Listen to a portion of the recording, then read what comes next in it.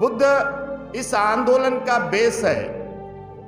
अगर हमने बुद्ध को नहीं समझा तो हम बाबा साहब को नहीं समझ सकते, और अगर हमने बाबा साहब को नहीं समझा तो हम मानवर काशीराम साहब को नहीं समझ सकते। बुद्ध ने के जीवन की सबसे बड़ी विशेषता जो है वो सैक्रिफाइस की पराकाष्ठा को पार कर गए, त्याग की पराकाष्ठा को पार कर गए।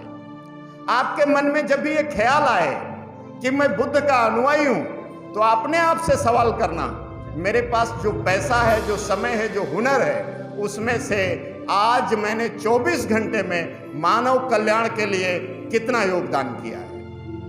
कई लोग कहते हैं ये काम बहुत कठिन है। अरे कठिन है इसलिए हम कर रहे हैं, आसान होता तो सब कर रहे होते।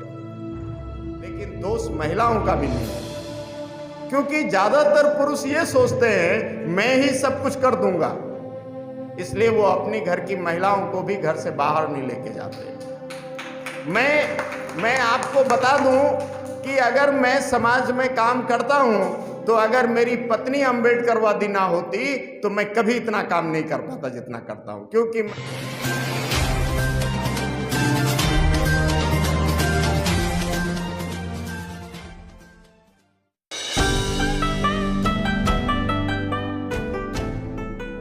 जीवन में जब हम आगे बढ़ जाते हैं तो कई बार हम उन अपने पूर्वजों को भुला देते हैं जिनकी बदौलत हम यहाँ तक पहुँचे हैं।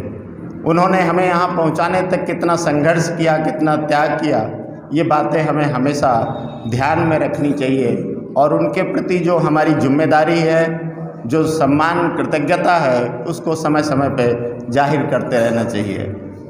साथियों, आज एक वो पर्व है जो आप मना रहे हैं, धम्मपद पर्व, और दूसरा ये है कि आज महिला दिवस है, वर्ल्ड वुमेन्स डे है। हमारे देश में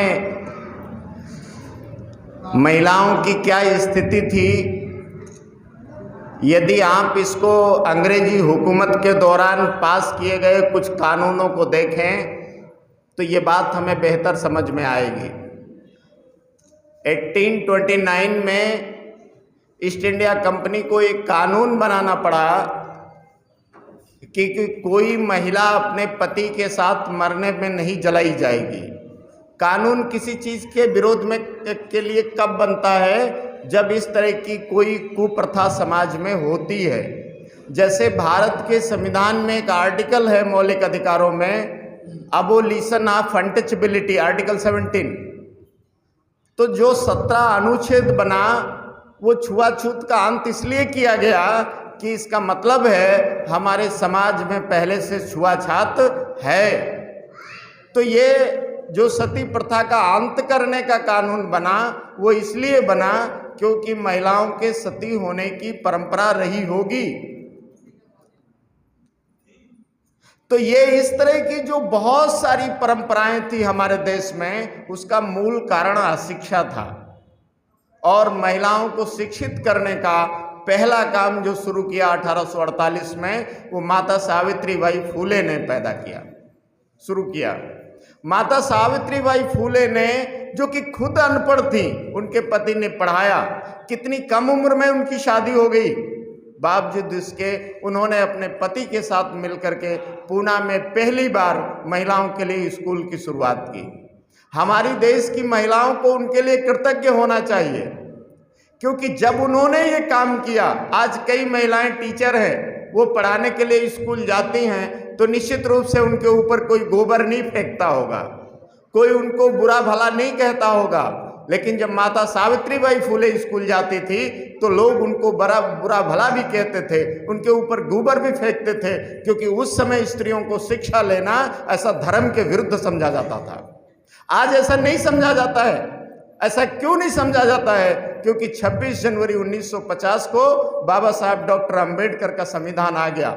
मैं हमेशा ऐसा सोचता हूँ कि बाबा साहब डॉक्टर अंबेडकर का मूवमेंट हो या माता सावित्रीबाई फूले का मूवमेंट हो, ये मूवमेंट में पुरुष ज़्यादा काम करते हैं और महिलाएं कम काम करती है लेकिन उनकी संख्या कम है। लेकिन अगर बहुत ढंग से सोचा जाए तो महिलाओं को काम ज़्यादा करना चाहिए था, क्योंकि गुलामी उनके ऊपर ज़्यादा इम्पोज की गई थी, पुरुषों पर कम इम्पोज की गई थी। लेकिन दोष महिलाओं का भी नहीं है। क्योंकि ज्यादातर पुरुष ये सोचते हैं मैं ही सब कुछ कर दूंगा, इसलिए वो अपनी घर की महिलाओं को भी घर से बाहर नहीं लेके जाते। मैं आपको बता दूं कि अगर मैं समाज में काम करता हूं तो अगर मेरी पत्नी अम्बेडकरवादी ना होती तो मैं कभी इतना काम नहीं कर पाता जितना करता हूं, क्योंकि मैं साल के 365 दिन में 200 दिन घर से बाहर रहता हूं। कौन पढ़ी लिखी पत्नी इसको पसंद करेगी? हमने शादी के बाद कभी मूवी नहीं दिखाया, हमने कभी पार्क नहीं टहलाया, और ऐसा भी नहीं है कि वो कोई गांव की लड़की हो। एमएस यूनिवर्सिटी बड़ौदा की क्वालिफाइड है, वो टीचर है और लखनऊ के एक प्रोमिनेंट इंग्लिश मीडियम स्कूल में पढ़ाती है। बावजूद इसके कभी कोई शिकायत नहीं करती, क्योंकि एक ही मेरे पास बड़ा हथियार है, बाबा साहब के मिशन के काम से जा रहा हूँ। इसके बाद तुरंत कहते हैं आप जाओ। लेकिन हमारे लिए एक और अच्छी बात ये रही कि मेरी पत्नी को मुझे खुद नहीं समझाना पड़ा, उसके पापा ने अम्बेडकरवादी बना के भेजा था, तो ये और प्लस रहा साथ। कभी कभी बुद्ध कहते हैं आप जैसा सोचते हैं आपके साथ ऐसा ही होता है। मैं सोचता था कहीं अगर ऐसी लड़की आ गई तो कैसे काम करूँगा, लेकिन हमारी शादी के बाद ही मेरी वाइफ ने कहा मिशन में आप ज़्यादा काम करो, मुझे कम समय दो, मुझे कोई दिक्कत नहीं है, क्योंकि आप मेरे हस्बैंड हैं, मेरे ही रहेंगे, समय कम दो या ज़्यादा इससे क्या फ़र्क पड़ता है। अगर हम कोई बड़ी जॉब में होते हैं, आप सोचिए लोग जॉब करने के लिए आर्मी में फोर्सेस में होते हैं, 6-6 महीने घर नहीं लौटते, पत्नियां ऑब्जेक्शन करती हैं? नहीं। और एक दिन के लिए मीटिंग में चले जाएं तो ऑब्जेक्शन, क्योंकि वहां पैसा मिलेगा इसलिए ऑब्जेक्शन नहीं है, इधर ऑब्जेक्शन है। हम नहीं जानते हैं कि नौकरी से भी ज़्यादा इम्पोर्टेंट है इस मिशन का काम करना। मैं हमेशा लोगों को कहता हूं, एक ब्राह्मण के बेटे को कथा सुनाने के लिए कहीं से ट्रेनिंग नहीं लेनी पड़ती है, तो जो अम्बेडकरवादी लोगों की संतानें हैं उनको ये दिमाग में रखना चाहिए, बाबा साहब की कथा सुनाने के लिए भी मुझे कहीं से ट्रेनिंग की जरूरत नहीं। हर पीढ़ी दर पीढ़ी हमें ये परंपरागत अपनाना चाहिए। मेरे पिताजी बहुत छोटे सामाजिक कार्यकर्ता थे, लेकिन मुझे याद है कि अगर मेरे पिताजी सामाजिक कार्यकर्ता हैं तो मैं चाहे एडवोकेट बनूं, इंजीनियर बनूं, डॉक्टर बनूं, लेकिन सामाजिक कार्यकर्ता बनना है, ये बाय बर्थ मेरी ड्यूटी है। इसीलिए साथियों मैं सामाजिक कार्यकर्ता बन गया, क्योंकि हमें ये काम वैसे ही करना है जैसा बाबा साहब डॉक्टर अंबेडकर सिखा करके गए।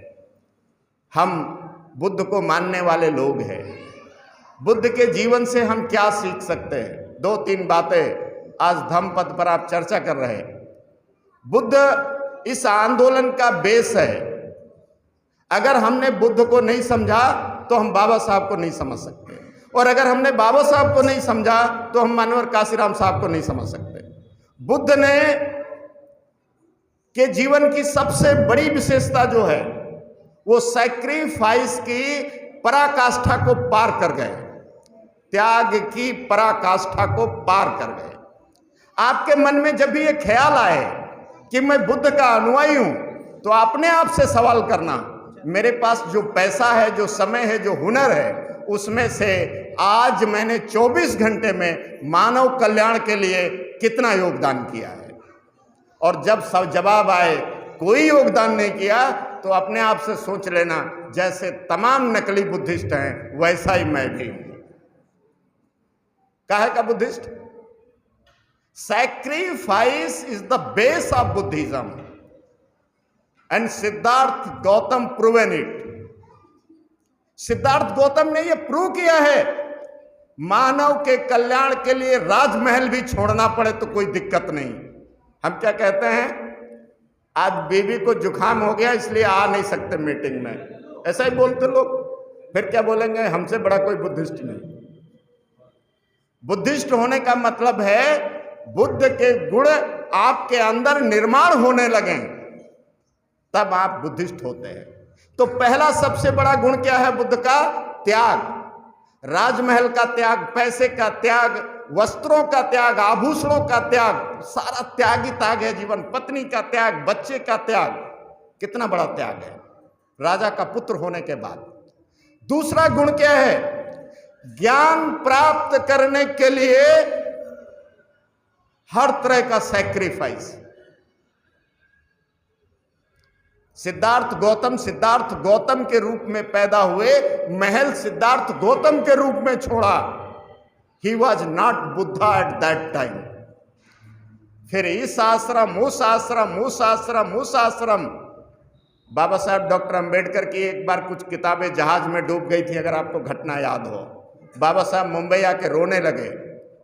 बाबा साहब का बेटा मर गया, कभी रोए नहीं, बेटी मर गई, कभी रोए नहीं, लेकिन किताबें डूब गई तो रोने लगे। ज्ञान प्राप्त करने की पराकाष्ठा, दुनिया का सर्वश्रेष्ठ विद्वान, ज्ञान की भूख देखो, सिद्धार्थ के ज्ञान की भूख देखो। जो आदमी राजमहल में रहा, जिसके पैरों में छाले पड़ गए चलते चलते, कहां सारनाथ, कहां राजगृह, कहां कुशीनगर, कहां वैशाली। आप इन जगहों को देखें, आपको पता चलेगा। और उस जमाने में ट्रेन नहीं होती थी। मैं कार से वैशाली गया तो मैं घूम रहा था तो यही सोच रहा था, सिद्धार्थ गौतम कैसे आए होंगे। मैं कार से राजगृह गया, मैं राजगृह में घूम रहा था, मैं सोच रहा था सिद्धार्थ गौतम बेड़ूबन कैसे पहुंचे होंगे। मैं सारनाथ जाता हूं, मैं सोचता हूं सिद्धार्थ गौतम कैसे पहुंचे होंगे। कहां कपिल वस्तु, कुछ नहीं था, फिर भी पहुंचे। संत रविदास को देखो, कहां चित्तौड़गढ़ का किला, कहां वाराणसी, कहां पंजाब। हम जिन महापुरुषों की संतान हैं, जिनका खून हमारे अंदर है, we need to learn something from them. उन्होंने अपने जीवन का एक एक मिनट लोगों की भलाई में लगा दिया। तो दूसरी बात बुद्ध से हम क्या सीखते हैं? ज्ञान प्राप्त करने का जब मौका मिले तो सारी सीमाओं को तोड़ दो। मुझे ज्ञान प्राप्त करना ही है। ज्ञान दो प्रकार का होता है, एक स्कूली ज्ञान और एक सामाजिक ज्ञान। स्कूली ज्ञान तो आपको स्कूल से मिल जाएगा, लेकिन सामाजिक ज्ञान ऐसे मनुष्यों के साथ मिलता है जो यहां से बोल के गए होंगे आपके सामने। उसके बाद तीसरे उनकी पराकाष्ठा। तीसरी बात बुद्ध के जीवन से जो हम सीख सकते हैं, ज्ञान प्राप्त होने के बाद अगर वो चाहते तो अपने राजमहल जाते और अपनी पत्नी से कहते चाय बनाओ, हमको ज्ञान प्राप्त हो गया। पिताजी को कहते एक बुद्ध विहार बनवा दो, लोगों को बता दो यहां आया करेंगे, मैं प्रवचन करूंगा, वो सुनेंगे। बौद्धाचार्य शांति स्वरूप बौद्ध जी कहते हैं कि वैदिक सभ्यता में ये नियम है कि प्यासा कुएं के पास जाएगा, लेकिन बुद्ध ने वैदिक सभ्यता की इस परंपरा को ताड़ ताड़ कर दिया।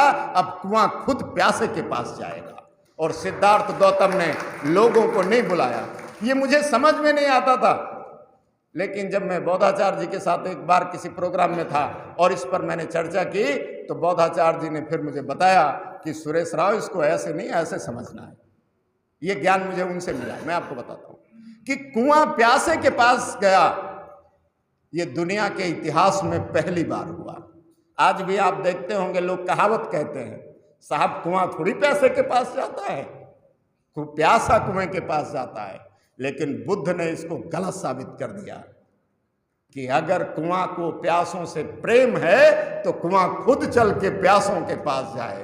अगर तुम्हें समाज से प्रेम है तो ये चिंता मत करो कि लोग मेरे पास आए, खुद बैग टांग के लोगों के पास जाओ।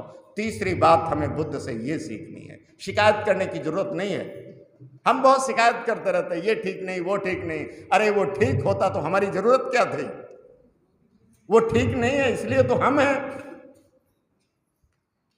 कई लोग कहते हैं ये काम बहुत कठिन है। अरे कठिन है इसलिए हम कर रहे हैं, आसान होता तो सब कर रहे होते। Be positive. ये समस्या, वो समस्या, दुनिया का कोई ऐसा जिंदा इंसान नहीं है जिसके पास समस्या ना हो। कोई मिले कभी तो ले आना मेरे पास, मैं भी मुलाकात कर लूंगा। समस्या तब तक है जब तक हम लोग यहां हैं, नहीं तो यहां से कुछ दूरी पर होगी जगह, तमाम लोग वहां लेटे होंगे, कोई समस्या नहीं उनके पास, है ना। हम भी जिस दिन वहां जाके आराम करने लगेंगे समस्याएं खत्म, ना बीवी बुलाएगी ना बच्चे। और जब तक हम यहां हैं तब तक समस्या है। इसलिए समस्या से घबराना नहीं है, समस्याओं को मैनेज करना सीखना है। समस्या सबके पास है। क्या बुद्ध के पास समस्या नहीं थी? जब घर छोड़ा सिद्धार्थ गौतम ने, क्या समस्या नहीं थी? जब वो नंगे पांव घूम करके लोगों को ज्ञान दे रहे होंगे तब समस्या नहीं थी? किसी ने एक बार सिद्धार्थ गौतम को पूछा, बुद्ध को पूछा, आप लोगों को बताते रहते हैं, क्या लोगों को समझ में भी आता है? बुद्ध ने कहा, मेरे पिताजी किसान थे और बचपन में जब मैं छोटा था तब वो खेती किया करते थे। आपको मालूम है रिपब्लिक स्टेट था, शाक्य गणराज्य, चुनाव से राजा बनता था। सिद्धार्थ गौतम के पिताजी किसान थे, मेरे पिताजी, और वो खेती करते थे, ऐसा कहा उन्होंने। और बचपन में जब मैं उनके पास जाता था और वो खेत में बीज फेंका करते थे तो मैंने एक बार उनको पूछा, पिताजी आप जितना फेंकते हो सब उगता है क्या? तो पिताजी ने मुझे बताया था, हम जितना बीज फेंकते हैं उसमें से कुछ रास्ते में गिर जाता है जो लोगों के पैरों तले रौंद के बेकार हो जाता है, कुछ बुशेस में, झाड़ियों में गिर जाता है जो झाड़ियों के साथ ही थोड़ा बड़ा होता है फिर सूख जाता है, कुछ पथरीली जमीन पर पड़ता है जो कभी उगता ही नहीं है, सूख जाता है, लेकिन कुछ उपजाऊ जमीन पर गिरता है, लेकिन फिर भी जितना बोता हूं उससे कई गुना ज्यादा होता है। तो मैं तो पढ़े लिखे लोगों में बो रहा हूं।